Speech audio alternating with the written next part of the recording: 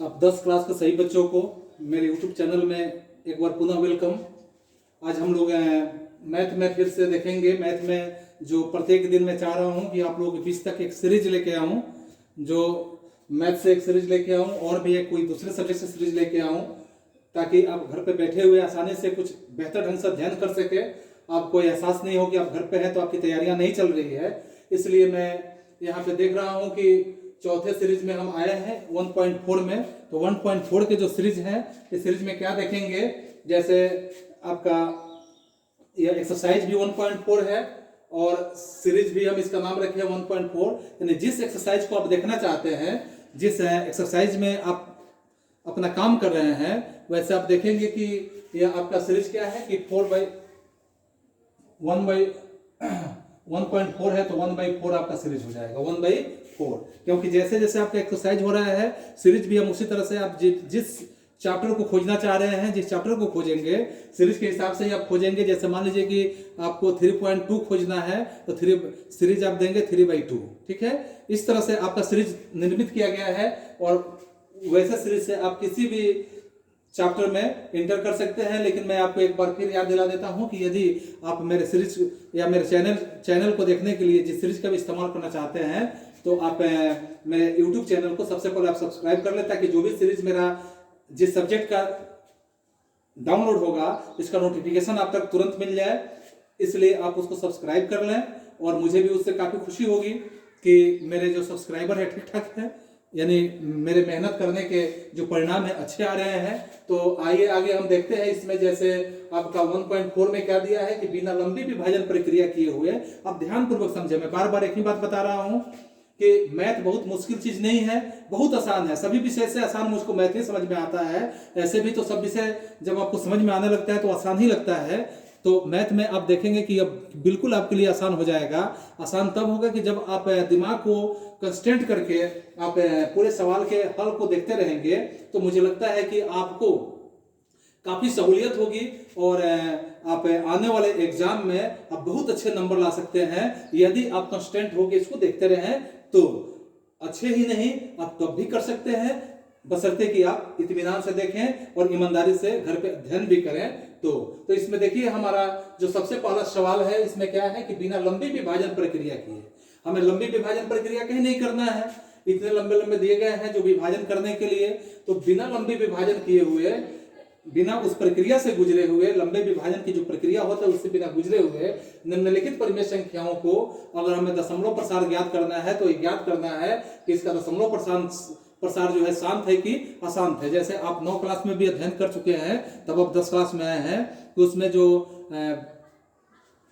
विभाजन प्रक्रिया भी था, बिना लंबी विभाजन प्रक्रिया भी था, जिसमें शांत और अशांत की बातें हो रही है। तो इसी तरह से इसमें भी आपको बिना लंबा विभाजन किए हुए शांत और अशांत के बारे में आपको बताना है कि यह शांत है कि अशांत है। तो इसमें सबसे पहले हम शुरू करते हैं हल में। तो हल में हम देखते हैं, एक नंबर जो सवाल है आपका कि 13/3125 देख रहे हैं। बहुत इत्मीनान से समझिए कि 13/3125, इसको बिना लंबा विभाजन किए हुए अगर हम इसे समझना चाहते हैं, तो हम क्या करेंगे कि इसको जब हम खंडन करेंगे, यानी इसका हम जब फैक्टराइजेशन करेंगे, तोड़ेंगे इसको, तो तोड़ेंगे तो यह 5 से टूटेगा। 5 से कितने बार टूटेगा, यानी 5 टाइम्स में, यानी 5 टाइम्स 5 बार 5 से टूटेगा। आप नीचे तोड़ के भी देख सकते हैं, जो मैं आपके पिछले सीरीज में भी दिखाया था कि कैसे तोड़ा जाता है। तो 5 गुणे 5 गुणे 5 गुणे 5, यानी 5 बार में टूटेगा। आप इसको ऐसे भी लिख सकते हैं कि 13/5 के पावर कितना है, 5 है, तो 5 के पावर 5 हो गया, 13/5 के पावर 5। तो हम यहाँ आगे लिख सकते हैं कि आगे क्या लिखेंगे इसमें कि यहाँ हर का जो है अभाज्य गुणनखंड, क्योंकि यहाँ हर का जो है अभाज्य गुणनखंड कितना है, 5 के पावर 5 है, यानी 5 5 है। क्योंकि यहाँ हर का अभाज्य गुणनखंड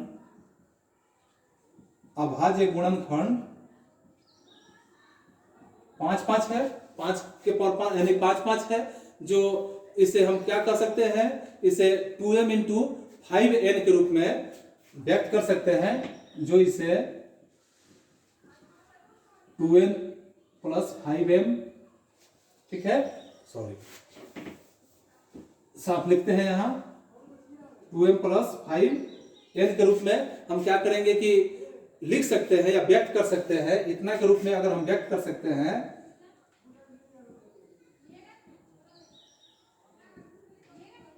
व्यक्त कर सकते हैं के रूप में व्यक्त कर सकते हैं, अतः यह जब इस रूप में हम व्यक्त करेंगे, इसलिए क्या होगा, इसलिए यह परिमेय संख्या जो होगा शांत दशमलव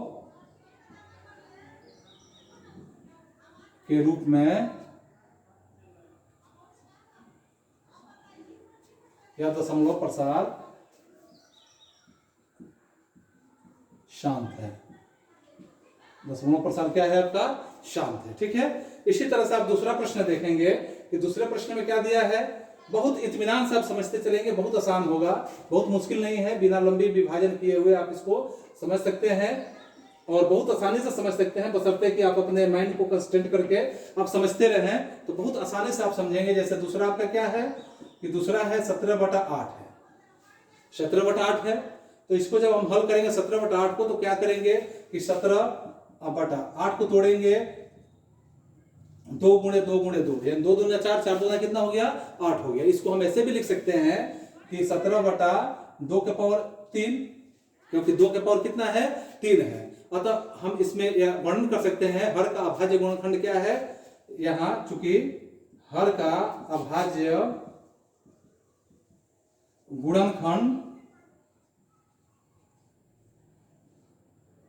2/3 है, हर का अभाज्य गुणनखंड कितना है, 2/3 है, और इसे हम 2m × 5n अभी बताए थे ना हम यहां, अतः इसे 2m + 5n के रूप में व्यक्त कर सकते हैं।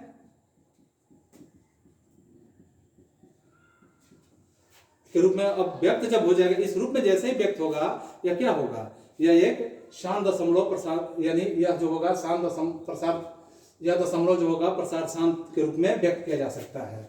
अतः इसे शांत दशमलव प्रसार के रूप में व्यक्त किया जा सकता है, व्यक्त किया जा सकता है। बहुत आसानी से समझ रहे हैं। जहां भी आपको परेशानी हो रहा हो, मैं बार बार आपको एक बात बता रहा हूं कि जहां भी परेशानी हो रहा हो, आप मेरे चैनल के कमेंट बॉक्स में निश्चित रूप से कमेंट करें कि किस तरह की परेशानी आपको हो रही है। उस परेशानी को भी दूर करने का हम हर संभव प्रयास करेंगे। अब आइए हम देखते हैं यहाँ तीसरा जो सवाल है, तीसरे सवाल में क्या है, 64/455 है, 64/455। 64 को जब हम तोड़ेंगे तो यहाँ ऊपर वाला यानी कि अंश को तोड़ने की कोई जरूरत नहीं है। अगर कटाने की बात आता तो यहाँ हम तोड़ लेते, लेकिन कटने की स्थिति नहीं है। तो 64 यहाँ 455 को जब हम तोड़ेंगे, तो 455 को जब तोड़ेंगे तो यह आपका कितना हो जाएगा। तो जैसे इसका हम फैक्टराइजेशन करेंगे तो 5 × 7 × 3 के रूप में यह बचेगा, 5 × 7 × 3 के रूप में, क्योंकि इसको हम तोड़ेंगे नीचे। तो 5 × 7 × 3 के रूप में यह 5 × 7 × 3 नहीं, यहाँ 13 के रूप में ये आएगा। जब इसको हम गुणा करेंगे तो इतना आएगा। ठीक है, तो इतना आएगा, तो इसको हम ऐसे लिख सकते हैं। फिर वही बात कि यह एक अभाज्य गुणनखंड है, यह एक अभाज्य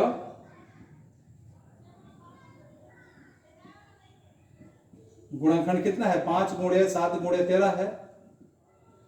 यह एक अभाज्य गुणनखंड 5 × 7 × 13 है। इसका हर जो है, हर का अभाज्य गुणनखंड है। और इसे हम क्या कर सकते हैं कि इसे हम 2m + 5n के रूप में व्यक्त नहीं कर सकते हैं, व्यक्त नहीं कर सकते हैं। जब यह 2m + 5n के रूप में व्यक्त नहीं होगा तो निश्चित रूप से क्या होगा, यह दशमलव प्रसार जो होगा यह शांत नहीं होकर क्या हो जाएगा, यह अशांत हो जाएगा। इसलिए यह दशमलव प्रसार अशांत है, कोई दिक्कत नहीं है। फिर आप यहाँ देखेंगे चौथे प्रश्न में आपका जो जिक्र किया गया है, चौथे प्रश्न में क्या है, आपको एक बात मैं फिर रिपीट कर दे रहा हूं कि आप जब भी मैथ को पढ़ रहे हो तो आप निश्चित रूप से कॉपी और कलम को साथ में रखे रहें और एक बार आप देखें और प्रश्न को उतारते चलें और अपने से बनाने का प्रयास करें। जहां आपको परेशानी हो रहा हो फिर आप हिंट्स के रूप में उसे देख सकते हैं। तो यहाँ देखिए चौथे प्रश्न में क्या है कि 15/1600, 15/1600 अगर इसको हम तोड़ेंगे तो 15/1600 को तोड़ेंगे तो ये आपका हो जाएगा 15/1600 को तोड़ेंगे तो 2 दूना 4 यानी कि यह 6 टाइम जाएगा, 6 टाइम जाएगा यानी कि 6 बार में 2 से टूटेगा और साथ में क्या होगा कि आपका 5 गुणे 5 भी बच जाएगा यानी 5 गुणे 5 भी हो जाएगा। तो इसको आप लिख सकते हैं कि 15/2 के पावर कितना हो गया, 2 के पावर 6 और गुणे 2 के पावर 5 हो गया। सॉरी यहाँ 2 के पावर 5 नहीं, 5 के पावर 2 हो गया, ठीक है, 5 के पावर 2 हो गया। तो यहाँ आप देखेंगे आपको एक चीज जरूर नजर आएगा, एक बात यहाँ पे जरूर समझ में आएगा कि हर का अभाज्य गुणनखंड यहाँ पे क्या हो रहा है, क्योंकि यहाँ हर का अभाज्य गुणनखंड, हर का अभाज्य गुणनखंड कितना है, 2 के पावर 6 और गुणे 2 के पावर 5 के पावर 2 है, 5 के पावर 2 है, 2 के पावर 6 और गुणे 5 के पावर 2 है। तो यह आपको देखने से ही लग रहा है कि यह क्या है कि अतः यह 2m + 5n के रूप में व्यक्त किया जा सकता है, व्यक्त किया जा सकता है, ठीक है। इसलिए इसे जब व्यक्त हो सकता है 2m + 5n के रूप में तो इसे 7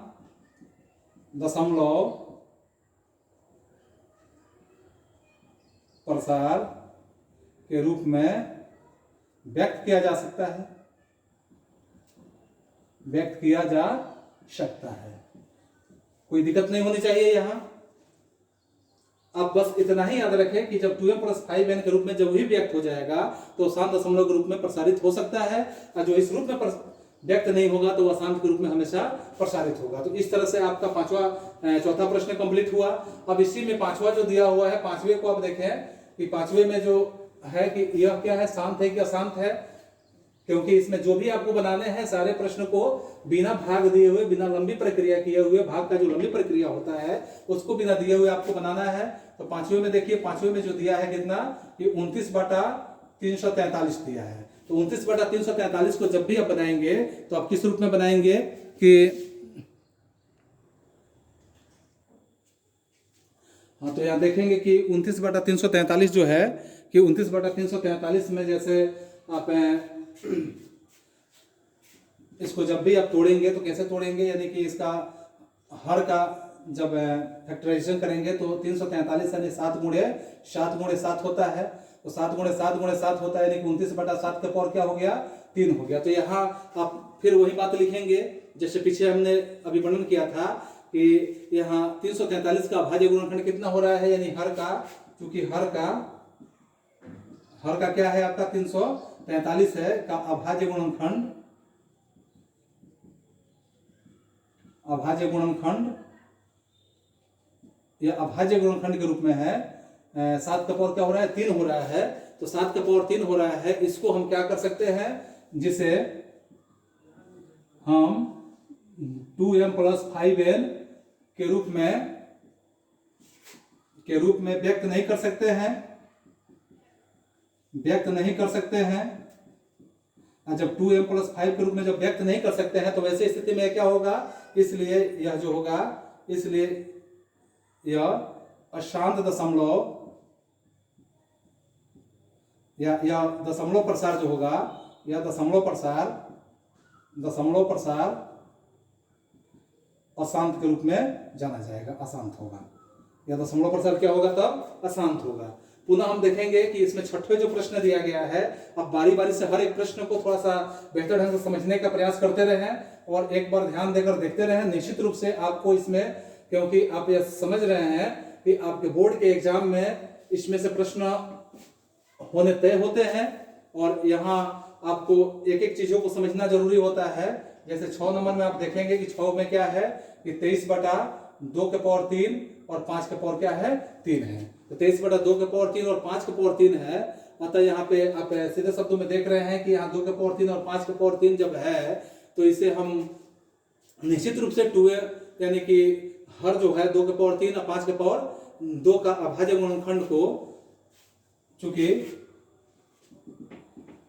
हर इसका जो है 2 और 5 को अभाज्य गुणनखंड के रूप में हम कह सकते हैं। अभाज्य गुणनखंड माने यह जो अभाज्य गुणनखंड है, अभाज्य गुणनखंड, इसको हम क्या कर सकते हैं कि 2m + 5n के रूप में व्यक्त कर सकते हैं। इसलिए व्यक्त कर सकते हैं क्योंकि 2m + 5n के रूप में दिख ही रहा है, इसे हम व्यक्त कर सकते हैं। अतः यह दशमलव प्रसार क्या होगा, तब निश्चित रूप से शांत होगा। यह दशमलव प्रसार जो होगा निश्चित रूप से क्या होगा, तो शांत होगा। तो बहुत आसानी से आप समझ रहे हैं इस चीजों को। इस आसानी से समझने के लिए आपको बस एक एक लाइन लिखने की जरूरत है, या तब लिखते रहेंगे जब आपको समझ में आएगा। और ऑब्जेक्टिव में ज्यादातर क्वेश्चन इस तरह के होते रहते हैं आपके बोर्ड के एग्जाम में। और यहाँ देखिए 7वें में जो है कि 7वें में 129/2 के पावर 2, 5 के पावर 7 और 7 के पावर 5 दिया हुआ है, देख रहे हैं यहाँ। तो इतना जो दिया है, तो यहाँ हम देखेंगे कि हर जो है, हर का अभाज्य गुणनखंड जितना है, तो हर का अभाज्य गुणनखंड यहाँ देख रहे हैं कि कितना है। हर का अभाज्य गुणनखंड, हर का अभाज्य गुणनखंड क्या है कि 2 के पावर 2, 5 के पावर 7 और 7 के पावर 5 है। इतना तो देख रहे हैं। और जब यह अभाज्य गुणनखंड के रूप में इतना है, तो इस रूप में हम क्या कर सकते हैं, अतः इसे 2m + 5n के रूप में व्यक्त कर सकते हैं, जब इस रूप में हम व्यक्त कर सकते हैं, तो जैसे बार बार मैंने इस बात को बताया कि जब 2m + 5n के रूप में जब हम इसे व्यक्त कर सकते हैं, तो जब ये व्यक्त हो जाएगा तो ये क्या होगा, व्यक्त नहीं होगा तो अशांत हो गया। जब व्यक्त हो सकता है तो क्या होगा, शांत होगा। बस इतना ही बात आपको याद रखना है कि 2m + 5n के रूप में व्यक्त हो गया तो शांत प्रसार हो गया। अगर वो व्यक्त नहीं हुआ तो अशांत प्रसार हुआ। अतः इसे दशमलव प्रसार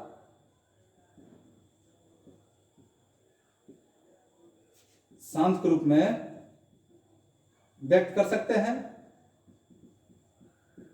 शांत के रूप में व्यक्त कर सकते हैं। दशमलव प्रसार क्या होगा, शांत होगा। बात एक ही है। फिर यहाँ हम देखेंगे अगले प्रश्न जो दिया हुआ है, या 7वें के बाद आप देखेंगे कि 8वें प्रश्न क्या दिया है, कि 8वें प्रश्न में फिर वही बात है आपका कि यहाँ 6/15 है।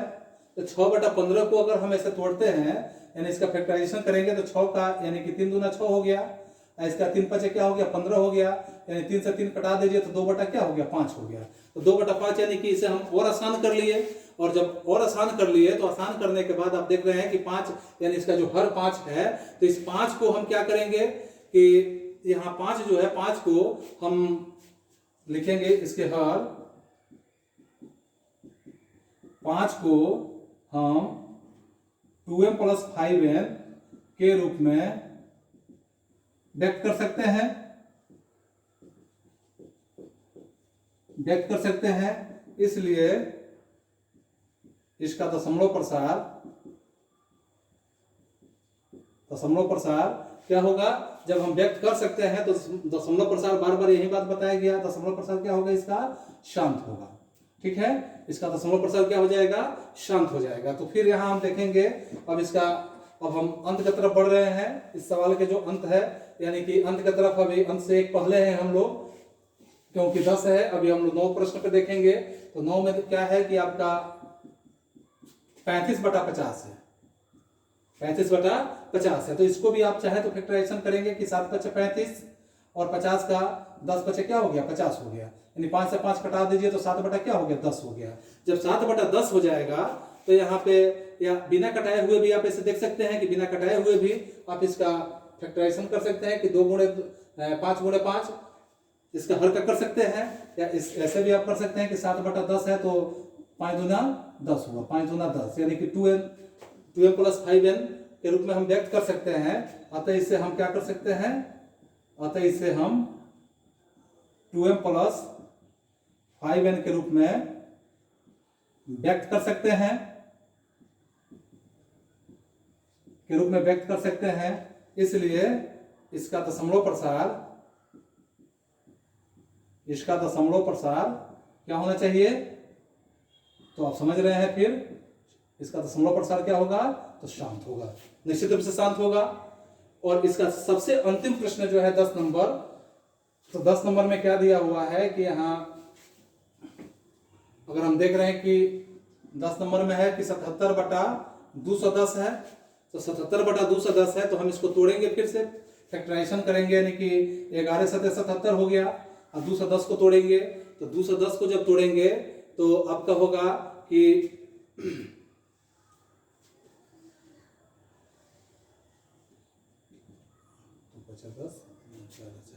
ये आपका मान इसका हो जाएगा कि 2 गुणे 5 गुणे 3 गुणे 7, ठीक है, 2 गुणे 5 गुणे 3 गुणे 7, तो 7 से 7 कटा लीजिए, और यहाँ क्या होगा 11/2 गुणे 5 गुणे 3 हो गया, 11/2 गुणे 5 गुणे 3 हो गया। तो जब ये मान आएगा तो इसमें क्या होगा कि यहाँ देख रहे हैं कि इसका जो हर है,